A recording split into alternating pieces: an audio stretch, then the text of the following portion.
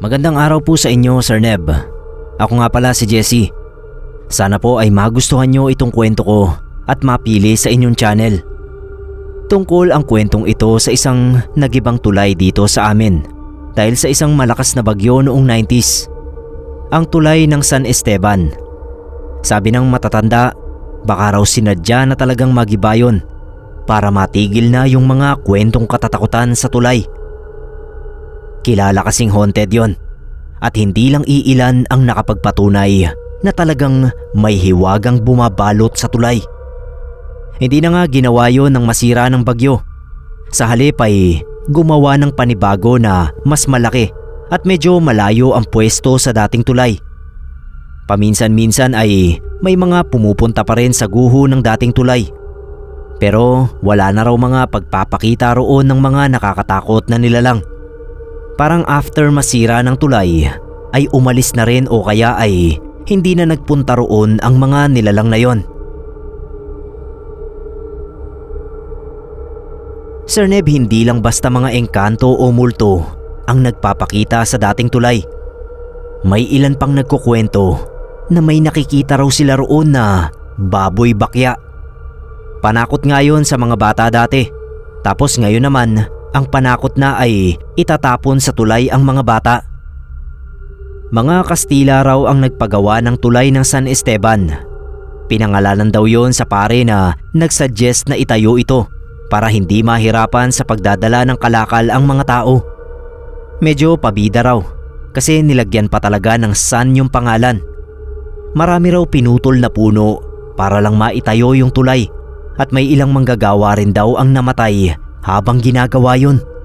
Parang yung issue ng Manila Film Center noon. At kagaya rin ng sinasabing nangyari sa Manila Film Center, hindi na raw pinakuha ang mga bangkay ng namatay sa tulay. Sa halip ay pinag-utos pa raw na pagsasaksakin yung mga bangkay para umagos ang maraming dugo para daw tumibay ang tulay. Siyempre pa, since panahon nga ng Kastila yung time na yon, walang nagawa ang pamilya ng mga namatay kundi umiyak.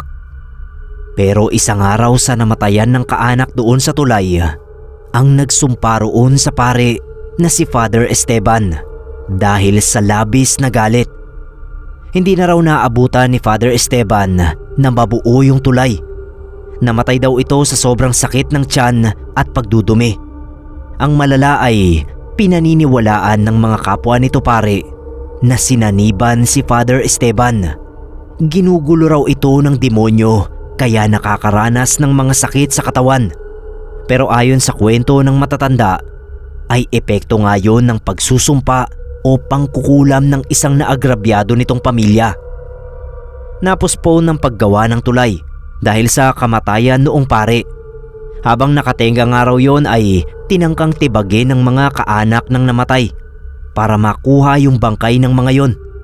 Ang kaso ay nauwi lang sa isa pang trahedya ang pagtatangkang yon. Pinagbabaril ng mga gwardya sibil yung mga tao at napakarami na namang namatay. Napospone daw ang construction ng tulay dahil sa kung ano-anong aberya. Pero eventually naman ay natapos din yon. Kaya lang ay usap-usapan daw na malas ang tulay na yon dahil sa dami ng nagbuwis ng buhay. Noon nga raw tapos na yung tulay ay halos walang gustong dumaan doon dahil sa takot. Yung arkitekto ang unang dumaan doon at nung makalampas siya sa kabilang side ng walang nangyayaring disgrasya ay nagmamalaki pa raw yung sumigaw na hindi totoo ang malas. Nagsisunod na nga raw yung mga tao at nagsidaan na rin. Katagalan ay nakalimutan na ang usapin ukol sa malas. Ang hindi lang alam ng mga tao noon ay nasiraan daw ng ulo yung arkitekto. Ilang buwan pagkaraang matapos ang tulay. Yung Pinay na kasambahay nito ang nagkwento sa ilang matatanda na tuwing gabi raw ay naririnig sa kabahayan na nagsisisigaw yung arkitekto. Para daw itong takot na takot at umiiyak pa. Binalik sa Espanya yung taong yon at ang sabi sa mga kakilala nito ay tapos na raw kasi ang trabaho niya kaya uuwi na. Pero sabi raw noong kasambahay ay ayaw makakita ng Pilipino noong arkitekto. Natatakot daw ito at nagtatakip ng mga mata habang umiiyak kapag nakakakita ng Pinoy. Tinatanggi ng mga kakilala noong arkitekto ang bali-balitang yon. Naninira lang daw ang nagkakalat noon. Sinabihan pa sila na gugupitin daw ang dila ng sino man na magkakalat ng balitang yon. Kaya namatay rin ang kwento. Kumbaga, dininay nila ang totoong nangyari na nabaliw nga yung arkitekto at ang dahilan daw ay yun ngang tulay. Minumulto raw ito ng mga Pilipino na namatay roon. Ayaw raw ng mga Kastila na masira ang imahe ng tulay na pinagawa nila, kaya todo tanggi sila sa kalagayan noong arkitekto. Naging open secret na lang daw ang totoo, pero hindi na pinag-usapan dahil sa mga pagbabanta ng mga Kastila. Pero hindi nagtagal ay lumabas din ang totoo na hindi man malas ang tulay ay may kababalaghan talagang bumabalot doon. Hindi lang kaluluwa ng mga namatay ang nananahan doon. Parang naka-attract na ng iba pang entity ang tulay dahil sa masasamang nangyari doon. Kaya ultimo mga maligno at aswang ay bumibisita na rin doon.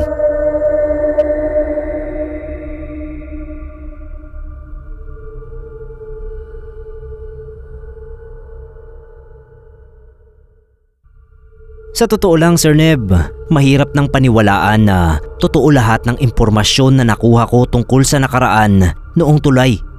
Mahigit 100 taon na rin kasi ang nagdaan mula nang gawin yon. Baka mema na lang ng mga matatanda ang ibang kwento tungkol doon. Palabok para takutin ang mga bata. Pero alam ng mga taga rito sa amin na totoong may kababalaghan doon. Itong mga pangyayari at karanasan na isasalaysay ko ay galing sa tiyuhin ko na may third eye. Maraming nagkukwento na may nakita silang entity roon sa tulay.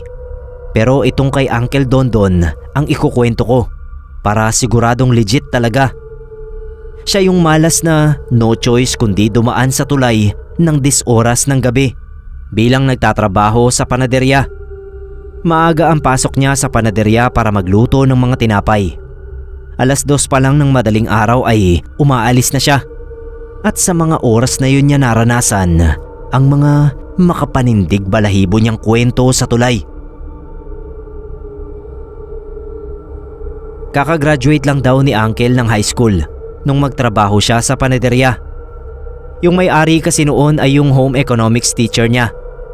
Natuwa raw sa kanya sa interest niya sa baking kapag nagkaklase sila. Kaya inofferan siya na magtrabaho sa bakery nito para mas matuto pa siya. Siyempre tinanggap ni Uncle kasi nga interesado siya. Huli na nang ma-realize niya na madaling araw nga pala pumapasok ang panadero kaya mapapadaan siya sa tulay ng madilim pa. Inisip na lang daw ni Uncle noon na sa dami ng nakakita ng kababalaghan sa tulay ay wala pa namang namatay dahil sa takot kaya sumigi siya. Kaso nga dahil may third eye siya ay mas malala ang mga nangyari sa kanya. Unang araw pa lang niya ay may nagbiro daw sa kanya. Hindi naman siya sinaktan pero natakot talaga siya ng sobra. 2:00 pa lang nang umalis sa bahay si Uncle. Manghilan-ngilan na lang daw ang nagdaraan sa tulay. Pero nakakampante pa rin siya kasi at least may makakasabay pa rin siya ng mga tao at sasakyan. Bisikleta yung service ni Uncle kaya nasa gilid lang siya. Wala naman daw siyang nararamdamang kakaiba dahil may ilan pa nga na dumaraan.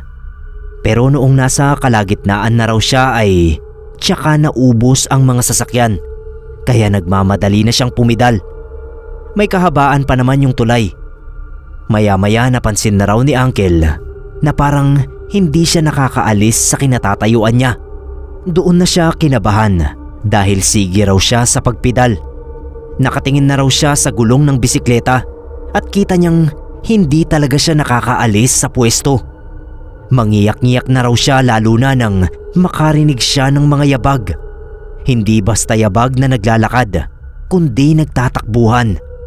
Umiiyak na raw talaga siya roon dahil dama niyang may mga tao sa likod niya.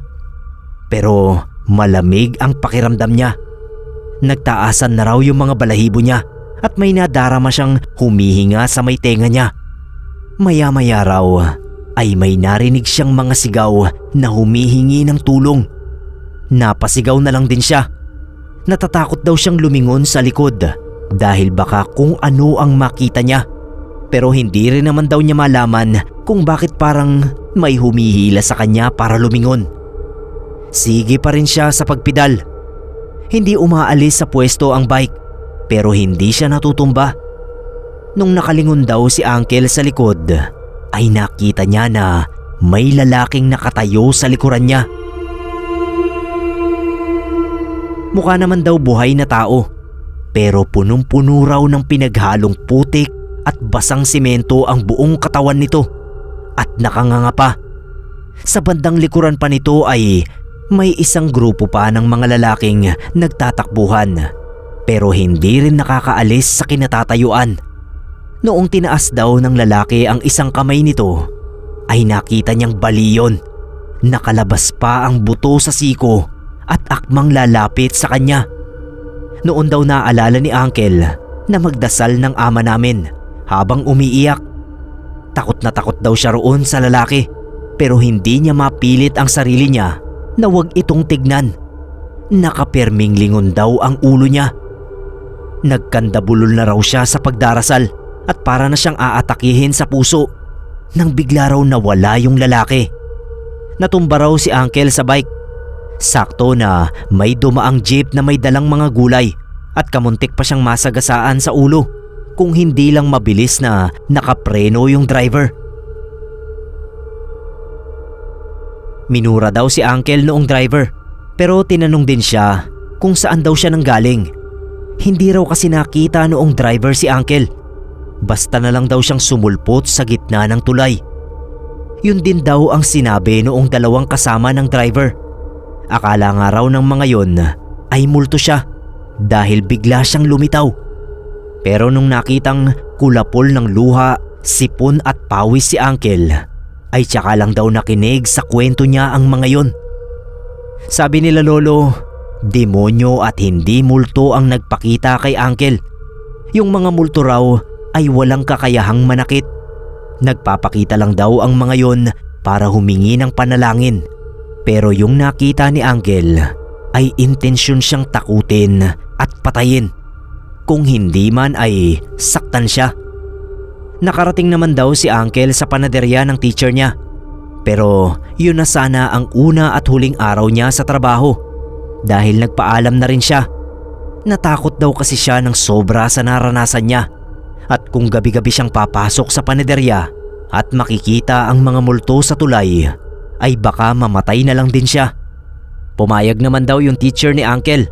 Naawa raw kasi sa kanya dahil putlang-putla siya. Pinatulog na lang siya sa likod ng panaderya at pinauwi ng magliwanag na. Hindi na nga sana babalik sa trabaho si Uncle. Ang kaso ilang linggo ang nagdaan at nalaman niyang buntis ang girlfriend niya noon. Wala siyang choice kundi magtrabaho para pantustos sa panganganak nung girlfriend niya. Kamalas-malasan ay walang mahanap na trabaho si Uncle dahil nga underage. Yung teacher lang niya ang tatanggap sa kanya bilang extra sa panaderya.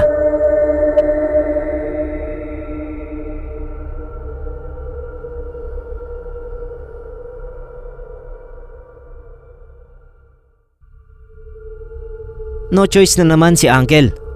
Sinubukan niyang mag-apply sa hardware.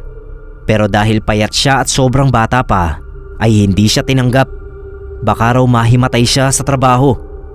Nilakasan na lang niya ang loob at nakiusap sa teacher niya na pumasok uli sa panaderya. Sobrang bait naman daw nung teacher ni Uncle dahil inofferan pa siya na sa bahay ng mga ito na lang tumuloy habang nagtatrabaho siya. Kaso si lolo naman ang ayaw. Nakakahiya raw. Ewan ko ba sa matatanda kung bakit sobrang taas ng pride. Sabi pa ni Uncle noon, halos lumuhod daw siya kay lolo para lang payagan na makituloy sa bahay ng teacher niya dahil natatakot nga raw siya na magdaan sa tulay. Kaso napahiya lang siya sa sagot ni lolo. Ang lakas daw ng loob niyang galawin yung girlfriend niya, pero takot pa rin naman daw pala siya sa multo. Dapat daw ay sa responsibilidad siya matakot. So ayun nga Sir Neb, balik pagbibisikleta si Uncle. Since may third eye nga siya, parati talaga siyang nakakakita ng mga kaluluwa sa tulay. Hindi naman daw mahahalata na multo yung nakakasalubong niya dahil solid na mga tao talaga. Kaya lang ay parating may kakaiba sa mga yon, kaya mahahalatang mga patay. Madalas ay mga basang-basa ng tubig o kaya ay nababalutan ng putik ang mga multo. Meron din naman daw mga duguan o may putol na bahagi ng katawan. May nakita pa raw si Uncle na paulit-ulit na tumatalon sa tulay. Ang pagkakasabi ni Uncle Sir Neb, nakikita raw niya yung babaeng nakasuot ng puting pang-itaas at brown na palda na nakaupo sa barandilya ng tulay. Hindi raw niya pinansin kasi kita niyang may dugo sa likod ng ulo na umaagos sa damit niya. Kaya alam ni Uncle na multo yon. Bago raw siya makalagpas doon sa babae, ay bigla yung tumalon sa ilog. Pero imbis na kalabsaw ng tubig, ay kalampag na parang sa bato tumama yung babae. Napalingon daw siya roon at nagulat siya nang makitang nakaupo na uli sa barandilya yung babae. Maya-maya ay nagpatihulog uli yon at narinig na naman niya yung kalampag ng pagtama sa bato. Natakot daw siyang silipin kung ano ang nasa ilalim dahil alam naman niyang ilog talaga ang naroon. Nakakapagtaka lang daw yung tunog na nagagawa ng pagbagsak nito. Nung makita ni Uncle na may mga mapuputlang kamay na kumakapit sa barandilya, ay nagmamadali na raw siyang pumidal. Umaakyat daw kasi yata yung babae. Hindi naman daw parating nananakot yung mga multo sa tulay. May ilang kwento nga lang na nagugulat yung mga nakakakita, kaya sila napapatakbo palayo. Pero bukod sa mga multo ay sikat din na kwento roon yung tungkol sa baboy bakya. Ang unang nagkwento tungkol doon ay isang nakatira malapit sa tulay. Nakita raw yon noong tao na nakatayo lang sa dulo ng tulay na malapit sa kanila. Para daw nakatingin pa sa kanya, kaya nagmamadali na siyang pumasok sa bahay nila. Yung baboy bakya nga pala Sir Neb ay isang baboy na nakasuot ng bakya. Opo, alam kong nakakatawa yung itsura pero hindi po nakakatawa ang baboy bakya. Aswang kasi yan. Yan yung sinasabi na nag-aan yung baboy ang aswang. Hindi ko lang alam kung bakit nakasuot pa sila ng bakya. Nakita rin daw yon ni Uncle. May baon daw siyang pagkain noon. Hindi na lang niya maalala kung ano. Nakalagay raw sa plastic at nakasabit sa manibela ng bike. Habang nagdaraan daw siya sa tulay, ay bigla na lang may dumaan na napakabilis at nabunggo siya. Hindi niya alam kung ano yung dumaan. Basta malakas daw ang pagkakabangga sa kanya dahil natumba siya. Ang nakita na lang daw niya ay may nguso ng baboy na sumikwat sa plastik ng pagkain niya. Tapos tumakbo na palayo. Naaninag daw niya na isa yung baboy na may mahahaba at payat na mga paa na nakasuot ng bakya. Kinilabutan daw siya dahil yun na nga yung baboy bakya. Mabuti na lang daw at yung pagkain lang niya ang pinag-interesan at hindi siya mismo. Si Uncle kasi nagdadala na rin ng proteksyon. May pendant siya na may nakaukit na santo. Tapos may mga Latin na salita. Baka kung wala raw yun, ay siya mismo ang inatake noong baboy bakya.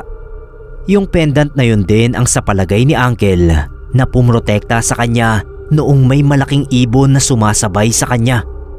Ilang beses daw yun na lumipad ng mababa na tipong dadagitin siya.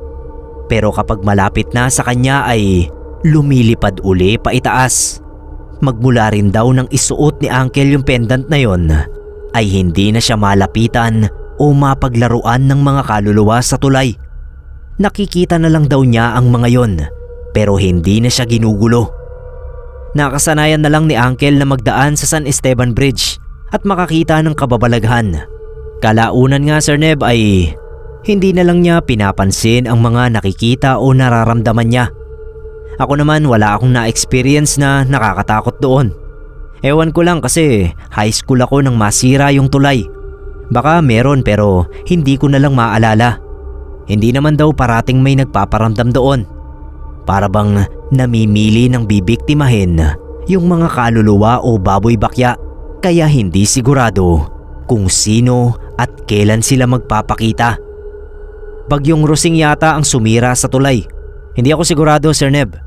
Pero noon daw gumuho yun ay may mga nakita talagang kalansay ng tao. Bilang galang na rin siguro sa mga namatay ay hindi na nga inayos yung tulay. Sa halip ay gumawa na lang ng panibago. Sabi ni Uncle, wala na siyang nararamdaman o nakikita sa bagong tulay.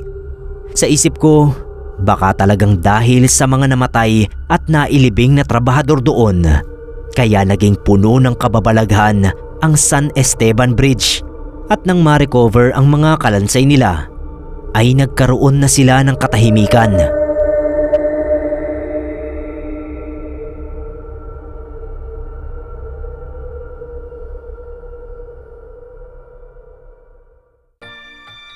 Mga kapasta, ini-invite ko po kayo na mag-subscribe sa side channel ko na Ambar Horror Stories. Bali, dalawang variation po ang meron tayo sa channel na ito. Una po ay yung narration style na kagaya ng ginagawa natin sa Pinoy Creepypasta. At ang pangalawang version po natin sa channel na ito ay yung dramatized o yung old style radio, kagaya ng Gabi ng Lagim. Makakasama po natin dito si Sir Ken ng Scream PH para sa narration. Tapos para naman doon sa stories natin na dramatized, makakasama natin dito ang Dark Shadows 101. Muli po mga kapasta, Ambar Horror Stories. Sana po suportahan nyo. Maraming salamat po.